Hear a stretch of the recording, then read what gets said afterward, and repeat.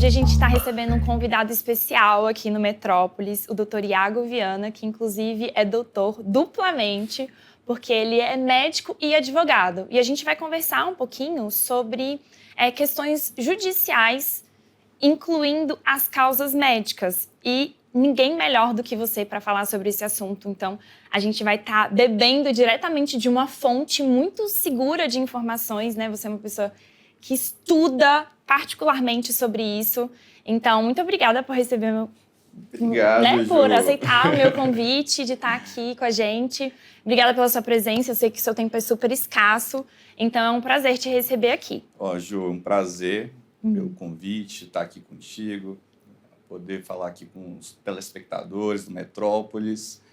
É um grande veículo de comunicação, então, para a gente poder estar aqui, poder participar e falar um pouquinho sobre o que eu vivo no dia a dia, que é sobre a medicina. Então, seja atuando como médico, seja como estudante, seja como advogado na defesa dos colegas médicos, aí a gente tem um pouquinho de conhecimento para poder falar sobre o dia a dia da medicina. Exato. E assuntos que estão tão em voga nos últimos tempos e que têm despertado o interesse e a curiosidade do nosso público, né? Uma das coisas que estão acontecendo no momento atual, Iago, e aí eu quero que você fique 100% à vontade para trazer a sua visão, a sua opinião. É por isso também que a gente chamou você aqui, porque eu tenho total segurança de que o que você vai falar tem um respaldo técnico muito forte por detrás. É tudo muito bem embasado, muito bem estudado, né, por você. Uma das coisas que está em voga nos últimos tempos é a questão do aumento do número de casos médicos. Erros médicos é a expressão que tem sido usada, mas tá certo isso? O que está por detrás disso? E o que explica esse aumento nos números por erros médicos ou processos médicos que têm acontecido nos últimos tempos? Primeiro, excelente pergunta, porque é o tema do momento mesmo. A gente, rede social, dia a dia dos colegas, dos pacientes, se fala muito sobre esse aumento dos erros médicos. E aí, eu costumo falar, até para poder explicar, o que de verdade tem acontecido com a medicina. Tem se aumentado o número de processos contra médicos, esses possíveis erros médicos? Sim, tem tido um aumento. Mas a gente tem que voltar um pouquinho atrás para entender as bases, os porquês. Então, assim, o erro médico, o processo de erro médico, ele não quer dizer que o médico errou. De fato, errou. Ele está sendo acusado, vai Sim. poder o fato se defender. De estar sendo processado não significa que aquilo seja uma verdade. Exatamente. Então, a questão do erro médico seria uma condenação, porque a maior parte dos processos os médicos são inocentados. Isso é uma primeira informação importante. Então, o erro médico seria por imprudência, imperícia ou negligência. Seriam 3 situações que poderiam acontecer ali para poder desencadear um erro médico, um equívoco. E é uma palavra forte, mas que realmente retrata essa situação. A imprudência, a gente pode destacar como uma ação ou omissão que o médico deveria fazer, teria o conhecimento, mas que ele vou te dar um exemplo. Se ausentou, digamos Vou te dar um exemplo. Eu sou médico. Eu posso fazer uma cirurgia. Ok. Eu vou fazer uma cirurgia? Eu não sou cirurgião, não faço. Então, eu tenho essa prudência de não fazer algo que eu não sei fazer. Que você não domina o assunto, que não é sua especialidade, né? Para não colocar o paciente em risco. Negligência seria a pessoa que deixou de fazer algo que ele saberia fazer. Tem um paciente ali, você tem, como médico, o dever de ajudá-lo.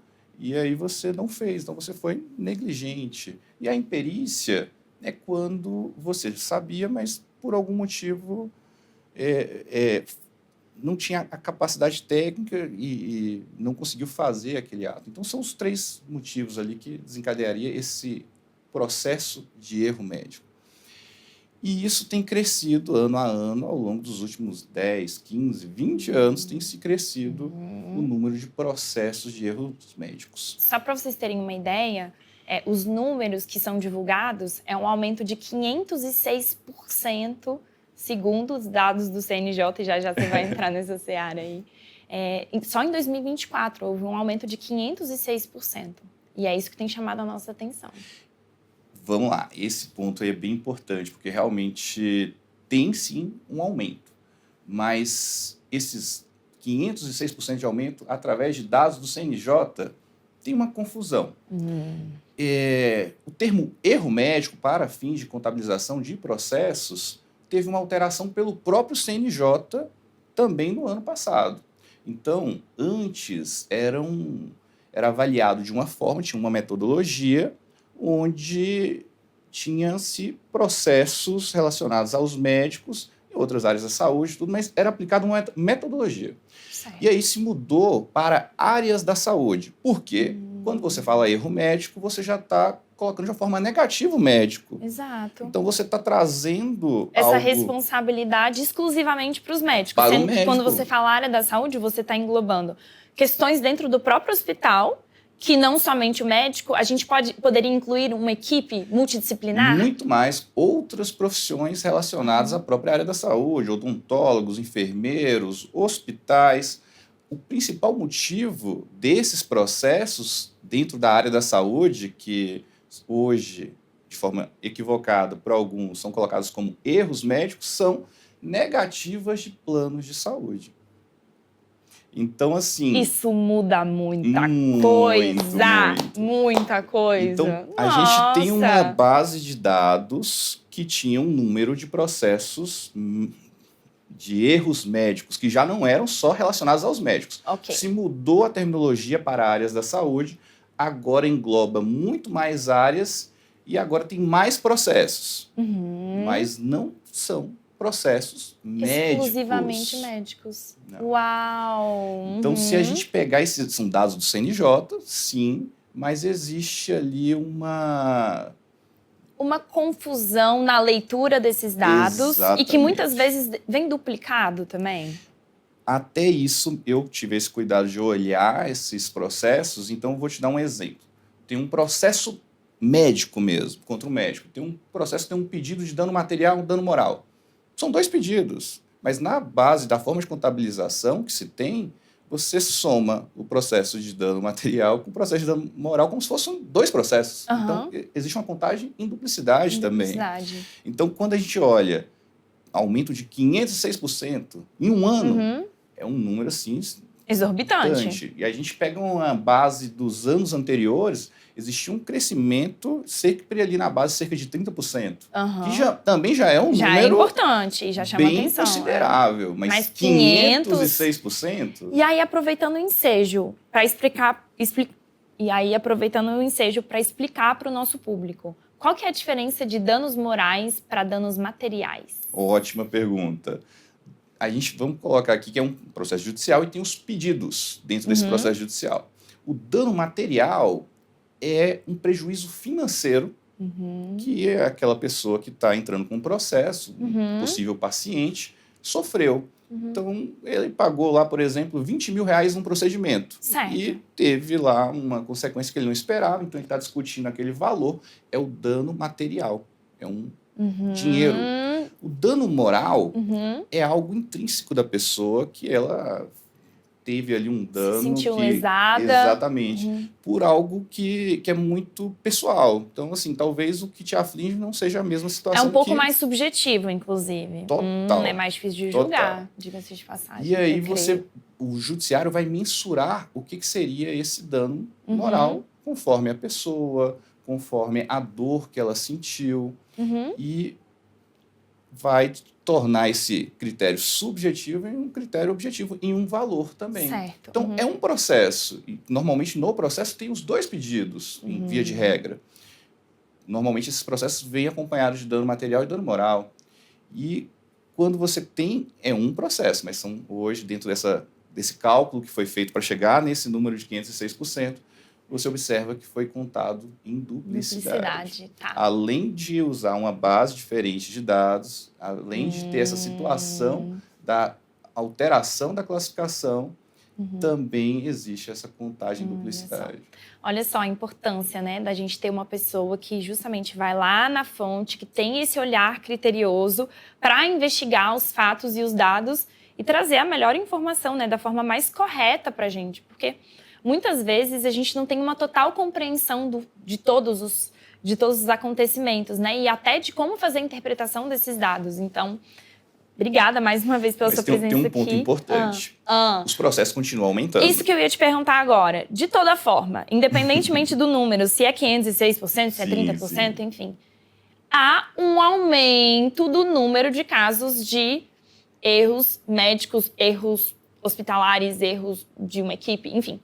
O que explica o aumento desses números? Quando a gente pega ali o ponto do médico, que tem sim um aumento consistente de processos de erros médicos, e a gente analisa o porquê desse aumento, eu cheguei a uma conclusão de que tem 3 fatores ali mais importantes. O primeiro é o acesso à informação. Certo. Hoje, no digital, você consegue ter muito mais informação, tem um nível de consciência maior da população e um grau de exigência maior também. Então, é como se as pessoas soubessem mais dos seus direitos e até corressem atrás disso, né? Processassem, enfim, o médico, porque ele sabe o que fazer a respeito. Tem um grau de exigência maior por esse crescimento desse nível de consciência da população, pelo acesso à informação. Um outro ponto importante hoje tem-se um aumento das faculdades de medicina, aumento dos profissionais médicos e, no meu entendimento, uma queda na qualidade do ensino. Hoje tem profissionais que são formados que não têm a mesma critério, né, do ponto de vista de formação que era antigamente. Então, se diminui a qualidade técnica dos profissionais, ocasiona mais erros no exercício da profissão. E, por fim, o terceiro motivo, que eu também vejo assim como muito importante, é que quando você observa as condições de trabalho do médico, cada dia, ao invés de ter uma melhora nesse sentido, eu vejo que tem se piorado essas condições de trabalho. Então, o médico, além de toda uma situação da própria profissão, pressão, carga horária excessiva... As próprias complexidades que a profissão carrega, que já tem essas dificuldades inerentes à própria profissão, você tem as dificuldades agora do sistema. Certo. Mas já existiam essas dificuldades, mas a gente percebe que cada vez tem mais dificuldades no sentido de que são menos recursos, mais demandas e menos... capacidade mesmo de poder exercer a medicina na sua plenitude. Certo. Então, acaba que isso também ocasiona... Influencia de toda a forma. Nos processos relacionados aos médicos. Existe alguma maneira do nosso público, das pessoas que a gente está conversando aqui, da população em geral, da gente se proteger, assim, o que a gente pode fazer a respeito? Há algo que a gente possa fazer para... eventualmente fazer uma boa escolha? Tem algum critério que você traz como sugestão para que a gente possa diminuir as chances da gente cair nas mãos de um mau profissional, por exemplo? Sim, eu tenho orientação. A gente trabalha dia a dia com o médico e a gente percebe algumas situações que são importantes. E é muito simples essa orientação. Olha só, pode colocar no Google, buscar médicos. E aí você vai entrar diretamente no site do CRM, do CFM, você vai colocar o nome do profissional. Lá você vai saber se o profissional é realmente médico, se ele está com o CRM ativo. É médico, legal. Tem hoje também muito isso, de um profissional estar lá exercendo, mas não é médico, mas está lá como médico. Ele se apresenta como médico, é um exercício legal da profissão. E aí parece um absurdo, mas é extremamente comum, principalmente no interior, nos interiores desse nosso país, que é dimensão continental. Então, você coloca lá o nome do médico, você vai saber se ele é médico. Se ele está com o CRM ativo, porque pode ter tido algum processo e ter perdido o CRM. Ou está com o CRM suspenso. Então, é muito importante. E também você vai se atentar o RQE, que é o Registro de Qualificação de Especialista, da especialidade médica. Se o médico é tido como especialista, teve uma formação e pode se identificar como especialista. Então, você tem ali uma segurança em relação à formação do médico. Perfeito. é o mínimo. Não quer dizer que não é uma garantia. Exatamente. Aí é claro que é muito importante a comunicação. Você poder ter um contato. Sim. Assim, hoje, mesmo com o digital, você poder também ter um contato ali de conversar, seja pela internet, seja pessoalmente, conversar com o médico e realmente criar esse vínculo, entender essa formação dele, se tem uma conexão que vai te dar essa segurança para poder ter esse tratamento. Veja se faz sentido essa outra orientação também. Eu creio que a gente buscar fontes confiáveis, né, de pessoas que já tenham passado por um procedimento com esse médico, enfim, pessoas, né, da nossa confiança que validem, né, o serviço daquele médico, daquele profissional. Eu acho interessante também, querendo ou não, boca a boca é algo que traz um maior nível de confiabilidade. Eu queria puxar o gancho. Eu não sei nem se você entende sobre isso, o que você pensa a respeito. Mas, sobre essa questão da especialização, o que a gente vê muito, assim, que a gente enxerga como um jeitinho de contornar as coisas, que é muitas vezes o médico ele não tem a especialização, mas ele coloca, e ele não se denomina especialista, mas ele coloca o nome daquela especialização. Ele coloca o nome daquela especialização. Vou dar um exemplo. Um médico que não é dermatologista, só que ele coloca dermatologia. Um médico que não é endocrinologista, mas ele coloca endocrinologia ou metabologia ou hormonologia ou coisas que nos remetem a pensar que ele tem aquela especialização, mas não tem. O que você acha sobre isso? Vamos lá. Tem algumas limitações do ponto de vista ético que o próprio CRM coloca em relação à forma de você se identificar. Especialista é o médico que fez a residência naquela especialidade. Certo. Às vezes o médico pode ter feito uma pós-graduação, que é um tipo... A residência é uma pós-graduação. Certo. Mas a pós-graduação, que não é a residência médica, ela também tem, assim, tem boas residências médicas, como também tem residências médicas que não são tão boas. Também tem boas pós-graduações, também tem pós-graduações que também não são boas. Então, acaba que é um critério, certo ou errado, é um critério que você coloca ali. Então, o médico que se identifica com um especialista é o médico que fez a residência médica, certo. E você, nessa busca que eu citei, você consegue identificar. O médico que fez a pós-graduação, ele pode ser tão bom quanto o outro profissional. Perfeito. Não tem como você julgar justamente só pelo número ou pelo RQE. Agora, é um indicativo importante. E o médico que fez a pós-graduação, ele pode se identificar dentro da área de atuação dele, mas não pode se identificar como especialista. O que eu vejo que acontece hoje? Você tem um crescimento absurdo do ponto de vista de profissionais médicos formados. Certo. Se forma hoje cerca de 50 mil médicos por ano. E a gente tem um número de vagas de medicina que gira ali em torno de 7 a 8 mil vagas de medicina, de residência médica no ano. Então, o que acontece? A maior parte dos profissionais não vão fazer residência. E isso é crescente, porque o número de médicos que estão formando continua crescendo. E o número de vagas de residência médica continua o mesmo. Então, isso só vai aumentar. Então, se você olhar, o número de pós-graduações tem crescido também de forma assustadora. Mas isso é positivo, porque o médico está procurando formas de poder se especializar e quem ganha com isso é a população. Então, a formação em si é muito positiva. Só que tem que deixar claro a população poder ter esse nível de consciência de como é que se deu cada uma. E poder cada um fazer o seu julgamento, que não é só sobre o título. Certo. É importante, certo. Mas não pode ser só sobre o título. Mas não se resume a isso, exato. Exatamente. Entendi. Era só para esclarecer essa questão de uma confusão, né? Porque eu creio que a maioria das pessoas, por não serem, né, integradas nessa área médica, nem tinham noção de que isso acontecia, né? Então, mais uma vez, procurem informação a respeito da especialização desse médico, mas não vamos nos resumir a isso. Existem outros dados que a gente precisa angariar para chegar a uma conclusão, a um julgamento correto, se aquele médico de fato é confiável ou não. E aí, também, mais uma vez, aproveitando o ensejo, vamos falar um pouquinho sobre o RQE. Nos últimos tempos tem havido uma discussão sobre uma nova norma que vai exigir que os médicos que têm RQE atualizem esse RQE de tempos em tempos, né? Coisa que até o dado momento não existe. Você faz a prova, né, para que você consiga obter esse título e ela seria vitalícia. Então, não precisaria atualizar esse título.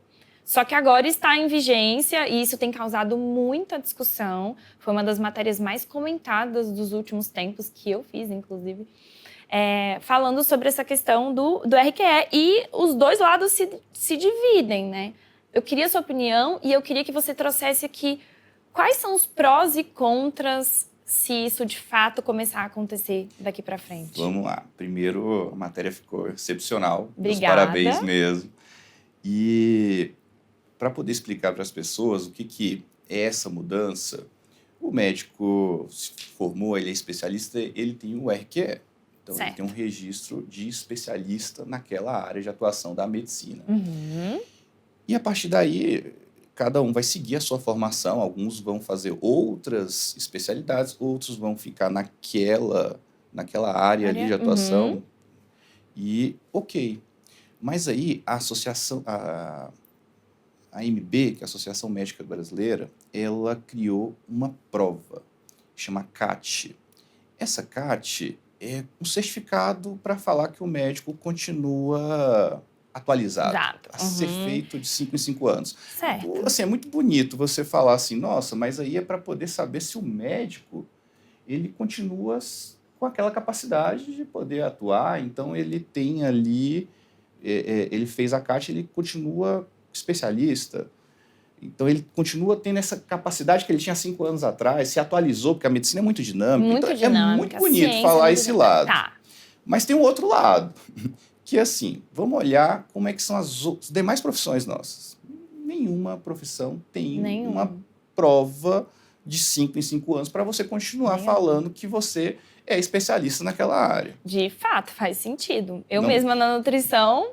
Nenhuma área. Eu já tenho 8 anos de profissão e nunca fiz uma prova para me atualizar em relação a isso. Se eu tiver obsoleta estou. Então, assim, do ponto de vista de um propósito, muito bacana, mas do ponto de vista do AMB, pode estabelecer uma prova, criar um critério nesse sentido? Quem determina se o médico é especialista ou não e os critérios para ser especialista ou não é o CFM, o Conselho Federal de Medicina. O Conselho Federal de Medicina já falou que não. Então a briga está instalada. CFM de um lado, a AMB de outro, e vamos ver quem vai ganhar. Dois órgãos ali que representam os médicos. Então o CFM falou que é quem tem competência mesmo, falou que não, olha, você pode fazer essa prova, mas você criar essa prova, ok, mas não tem valor nenhum. O médico que é especialista, quem determina sou eu, e é através desse processo que é a própria residência médica. Certo. E aí, eventualmente, se o médico... a residência médica é um caminho, mas, eventualmente, se ele fez, por exemplo, a pós-graduação e atuou por tantos anos, ele pode fazer uma prova da sociedade e ter lá auferir a capacidade dele como especialista. Ele tem um RQE também. Então, a residência médica é um caminho. Então, quem determina é o CFM. O CFM falou assim, olha, essa prova não tem valor nenhum. E a sociedade vai lá e manteve a prova. E a crítica dos médicos, de forma geral, que eu acompanho, que eu lido no dia a dia, é que é uma burocracia a mais que está se criando para o médico, onde o médico tem que se preparar para mais uma prova, fazer cursos de formação, se inscrever e pagar a inscrição para mais uma prova. Isso que eu ia te perguntar também. Você acha que tem um interesse financeiro por detrás? Porque se me falasse assim, a prova vai ser gratuita, nossa intenção, existe um propósito. O propósito é realmente proteger a população e, assim, os médicos não precisarão pagar para fazer essa prova de atualização. Provavelmente não é o que acontece. A AMB assumiria todos os custos. Uau, aí ia ser mais romântica ainda a ideia. Aí seria um propósito muito bonito. Mas eu acredito que não, a princípio não. O médico teria mais um valor a pagar, já paga o próprio CRM, já paga A faculdade, que nem sempre especialidade. Mas depois que é, ele formou, ele tem que pagar o pagar. CFM, Uhum, paga, quando ele é especialista, ele paga lá o registro todo ano da uhum, MB. E agora ele tem que pagar mais uma prova, tem que fazer cursos de formação que são da MB para poder fazer a prova. uhum. Então, assim, a maior crítica dos médicos é justamente desse ponto de vista financeiro. E aí a MB mantém esse discurso, bateu o pé que vai fazer a prova, mas aí a gente vai ter novos capítulos sobre essa história até lá. Então tá. Então a gente ainda não chegou numa conclusão final. Não. Falando em questões financeiras, eu queria que você falasse um pouquinho sobre essa nova proposta a respeito de um teto nas faculdades particulares de medicina, um teto de 15 mil? Isso. Fala sobre isso, Iago, Essa por favor. semana, o ministro da Educação, Camilo, ele levantou essa situação porque tem algumas faculdades de medicina que têm valores mais altos. Uhum, 17, 18, 19 mil reais de mensalidade. certo. Então, chama a atenção o valor das mensalidades e também chama a atenção uma discrepância, porque tem algumas que cobram 8, 9 e outras cobram mais que o dobro. E aí o ministro da Educação falou sobre isso. Ele falou que vê exageros em relação a essa situação e que tem esse objetivo de impor um teto, falou até do valor de 15 mil reais como o valor de mensalidade do curso de medicina, como se fosse um balizador. E assim, são instituições privadas. Isso que eu ia falar. Por serem instituições particulares, como que a gente pode imputar essa regra a eles, sendo que, né, fazendo um paralelo aqui, o que é particular, bom, eu vou num restaurante, tem restaurante com preços X e Y, Sim. mais do que o dobro, mais do que o triplo, enfim. Quem decide isso é o proprietário, é o empresário que está por detrás. Só dando um exemplo. Por que nas instituições de ensino isso seria diferente? Assim, É uma pergunta bem até leiga, assim. É que a instituição de ensino, mesmo ela sendo particular, ela tem um serviço ali, o poder público autoriza ela porque tem um fim público, Certo. mesmo que seja Ok. o terceiro Tá, grau e tudo, então- mas assim, ainda assim são instituições Ainda assim. privadas e tem essa autonomia. Ao meu ver, também não caberia um teto para uma faculdade de medicina estabelecer na base da caneta ali, ao livre mercado. Então, Certo. a gente vive dessa forma. O que eu vejo que pode acontecer, que provavelmente que deveria acontecer, é quando a gente pega, hoje são pouquíssimas vagas, mas ainda se tem essa possibilidade, do FIES. Então, a gente pega lá o financiamento estudantil, principalmente para o curso de medicina, que é uma disputa hoje tão difícil quanto você ter uma aprovação na federal. Certo. As notas são através do Enem, uma disputa absurda. E aí você tem um teto do FIES. O teto do FIES é de 10 mil reais por mês para aquele aluno ter uma renda inferior a 1,5 salários mínimos na família. Então, como é que você tem uma faculdade de medicina que oferece o FIES e ela tem lá uma mensalidade de 15 mil reais, o FIES paga 10, e se ele tem uma baixa renda para poder ter esse financiamento, como é que ele pagaria o restante? Essa conta não tá fechando. Mas Logo de cara. Exatamente, a conta não fecha. Não fecha. E hoje é assim. Hoje é assim. Você tem que comprovar que é baixa renda para ter acesso à possibilidade de ter um financiamento com um teto de 10 mil reais. Mas como tem faculdades que oferecem o FIES e que tem valores acima de 10 mil reais, Certo. o estudante que não tem condição, que ele terminou de comprovar que não tem condição, tem que pagar essa diferença. Pensar numa faculdade de 13 mil reais. Sim. Então, ele tem que pagar 3 mil reais por mês, mesmo com FIES, Certo. que é um financiamento que ele vai pagar depois. Certo. Mas ele teve que comprovar que a renda familiar dele é inferior a 1,5 salários mínimos. Então, fora que, assim, abre parênteses, quando a gente está falando numa formação em medicina, os gastos não se resumem à mensalidade. A gente ainda tem gastos inerentes a todo um contexto muito mais amplo. O transporte dessa pessoa, a alimentação dessa pessoa, possíveis materiais que essa pessoa tem que comprar, esse estudante. E um detalhe muito importante.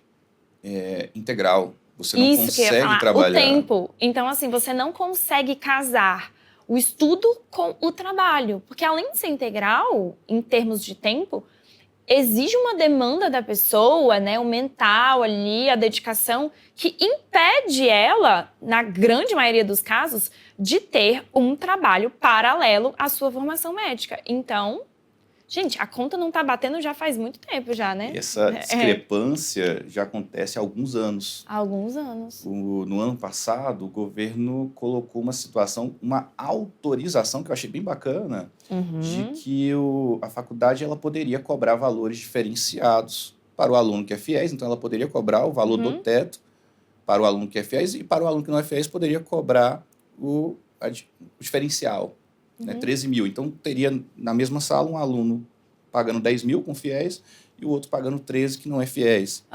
Mas não é uma exigência, foi uma autorização. Já foi uma medida importante. Certo. Mas não resolveu. Mas não resolveu. Tá. Será que, então, mudar o valor do que o FIES se propõe a patrocinar temporariamente? Seria uma possibilidade? É um caminho ou não? Uma possível solução que eu vejo como mais próxima seria o governo aumentar esse teto do FIES, porque vamos sempre lembrar que o FIES é um financiamento, esse dinheiro é pago. Depois, uma hora a conta vai chegar. Tá? Isso, então seria aumentar o teto para possibilitar que essas pessoas que não têm condição tivessem esse acesso. A outra possível solução é que as instituições de ensino, junto com o governo, chegassem num consenso e estabelecessem um valor para esse aluno, que não tem condição de cursar, mas que foi lá, conseguiu o financiamento, mas que mesmo com o financiamento... ainda assim não tem condição. Não vai ter condição de poder estudar. Bacana, eu porque acho interessante essa proposta. Porque senão você cria uma divergência onde você tem um curso de medicina onde só rico pode cursar. Extremamente elitizado. Exatamente. E isso acontece. Até dando assim, um depoimento meu, eu sou formada pela UNB, né? Federal de Brasília. E o que eu observei, até mais ou menos ali o terceiro semestre... existe uma caminhada muito junto, assim, da nutrição e da medicina, né? Aquelas primeiras aulas base ali dos primeiros semestres, bioquímica, fisiologia, a gente pega muita coisa em união. E o que eu observava era que, muitas vezes, principalmente alunos cotistas da medicina não conseguiam chegar até o final da sua formação. Se eles entraram por cotas, tem um motivo por detrás disso. Sim, né? a política. Exato, eles terem entrado por meio dessa política.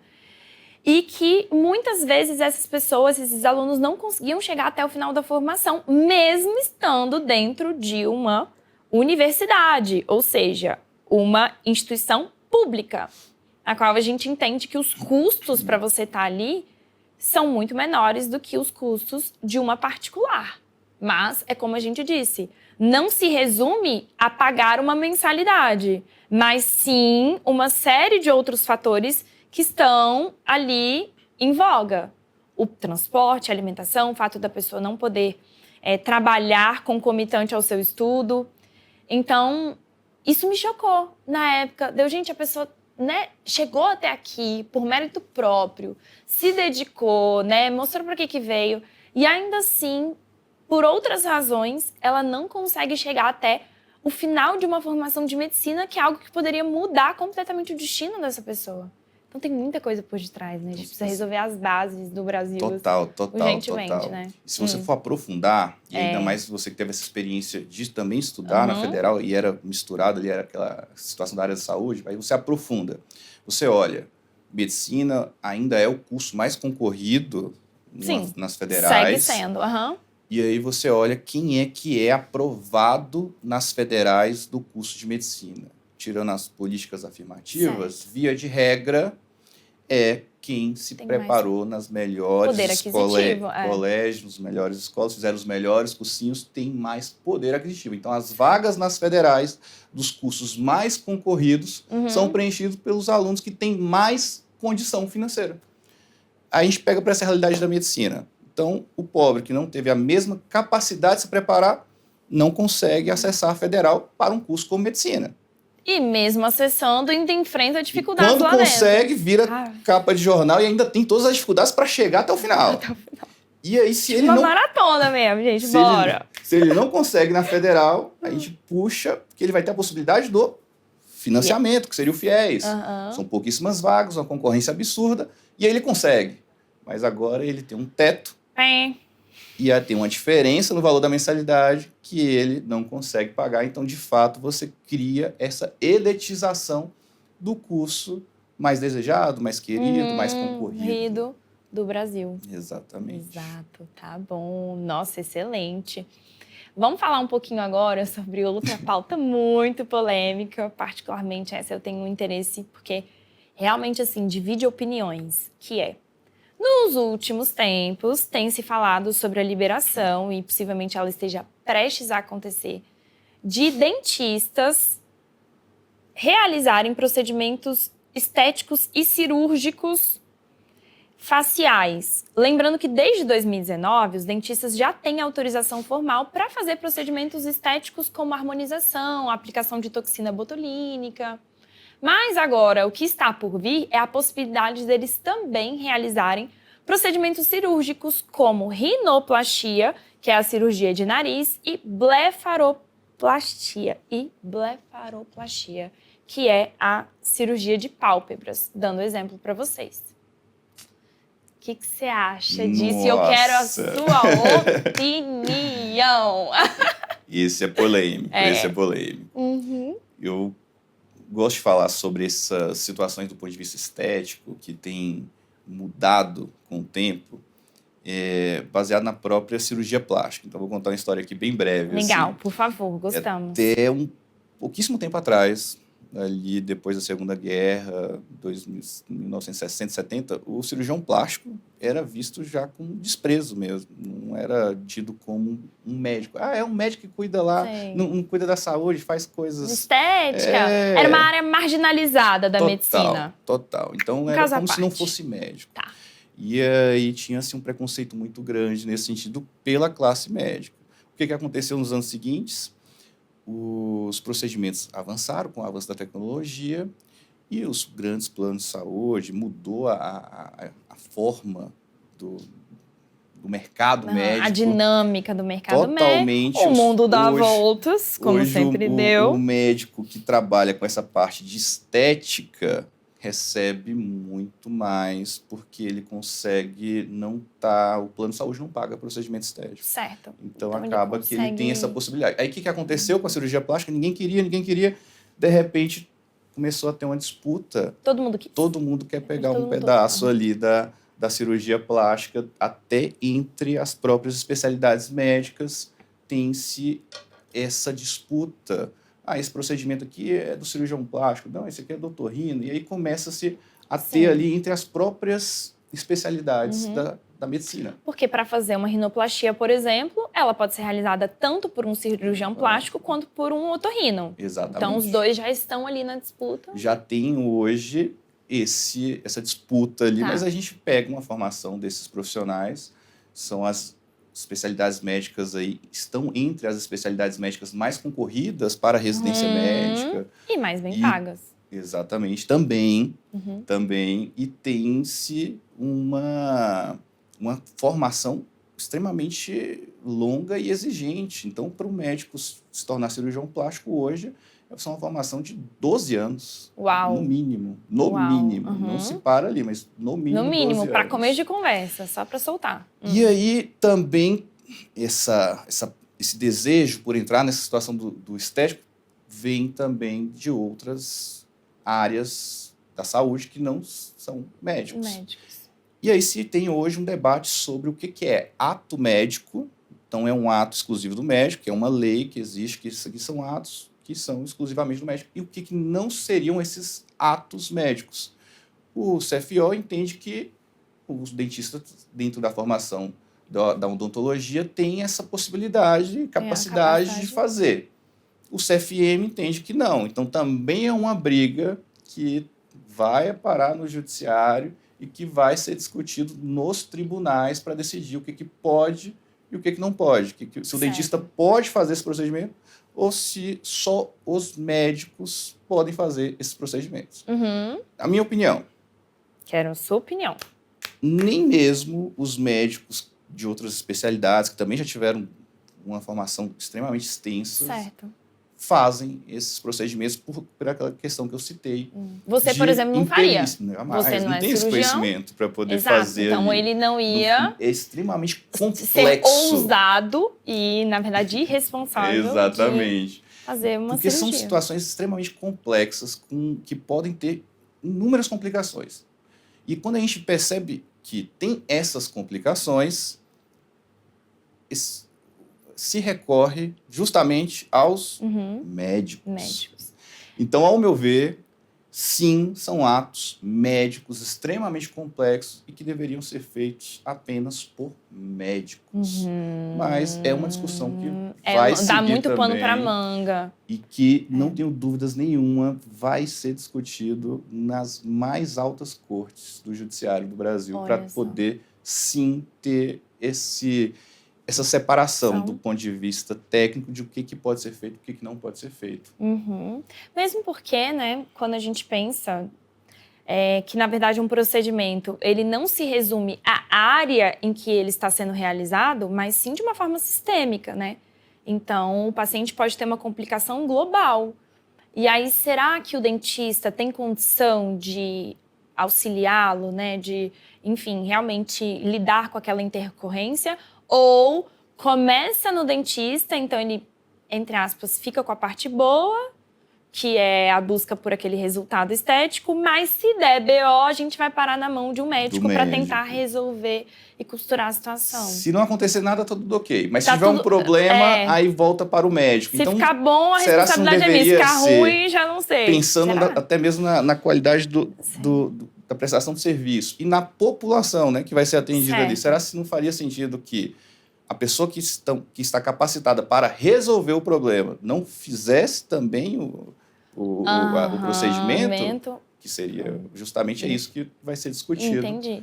Então, por isso que eu vejo que sim, são procedimentos médicos. Atos médicos. Exatamente. Lembrando que a gente não está colocando em discussão aqui a capacidade dos dentistas dentro da sua área, não é sobre isso, né? É justamente quando começa a sair dessa seara, isso tudo tem que ser muito bem discutido mesmo, porque no final das contas o mais importante é a gente preservar a população, né? A segurança da população. Ao fim, é o que tem como objetivo. No final das contas, melhor qualidade de ensino, melhor perspectiva de atendimento e uma condição mais igualitária. Porque também a gente leva para aquele lado de ter um parâmetro mínimo de qualidade, onde porque assim, a pessoa que tem uma condição maior, ela vai ter um acesso aos melhores hospitais, aos melhores médicos. E aí vai ter um parâmetro altíssimo de qualidade. Mas vamos pensar no mais baixo. Quando a gente discute esses temas, é justamente para tentar chegar a um consenso do que seria esse parâmetro mínimo. Porque senão você cria, novamente, né, o que a gente estava conversando, uma medicina do rico e uma medicina do pobre. Exatamente. Começa essa diferenciação, essa disparidade. Isso é extremamente problemático, né? E prejudicial para todos nós. Afinal das contas, a gente está aqui para informar vocês, para trazer o máximo de dados confiáveis possível para que vocês também tenham a sua opinião própria, façam seus próprios julgamentos, né? Iago, obrigada pela sua participação, de verdade, foi ótima, viu, conversa, querido? Ju. Espero que você volte mais vezes. Só convidar. Amei te receber aqui, espero que vocês tenham gostado também. Obrigada pelo tempo de vocês, obrigada pela atenção de vocês. Se a gente quiser entrar em contato com você, se a gente quiser os seus serviços, buscar os seus serviços, como que a gente faz isso, Iago? Olha, pode me seguir lá no Instagram, Dr. Iago com HY, é diferente, Dr. Iago Viana. E a gente faz um trabalho bem bacana de bacana mesmo, gente. De poder defender a classe. A gente tem um trabalho voltado para o médico, então eu trabalho muito, um dos pontos que a gente trabalha muito com o médico e que a gente até falou um pouquinho aqui, é sobre comunicação, sobre a forma de poder ter essa comunicação do médico com o paciente, que é um dos motivos também dos processos médicos, nem sempre são por erros, é pela falência da relação, pela falência na comunicação. Comunicação é tudo, né, gente? Então, se você Tudo puder quanto é área da vida. ter uma boa comunicação com o paciente, se você, paciente, puder ter uma boa comunicação com o médico, vocês vão perceber que a maior parte dos problemas sequer Serão vão resolvidos. vão se resolver ali. Numa conversa, tudo pode mudar. E a gente trabalha isso de forma consistente para que Legal. possa melhorar mesmo a saúde, defender a medicina, defender o médico, defender a qualidade da saúde do nosso país. Perfeito. É isso. Parabéns Doutor pela sua excelência. Iago, com HY, Viana. Sigam, vejo lá. gente. Estejam lá. Beijo grande, pessoal. Até a próxima.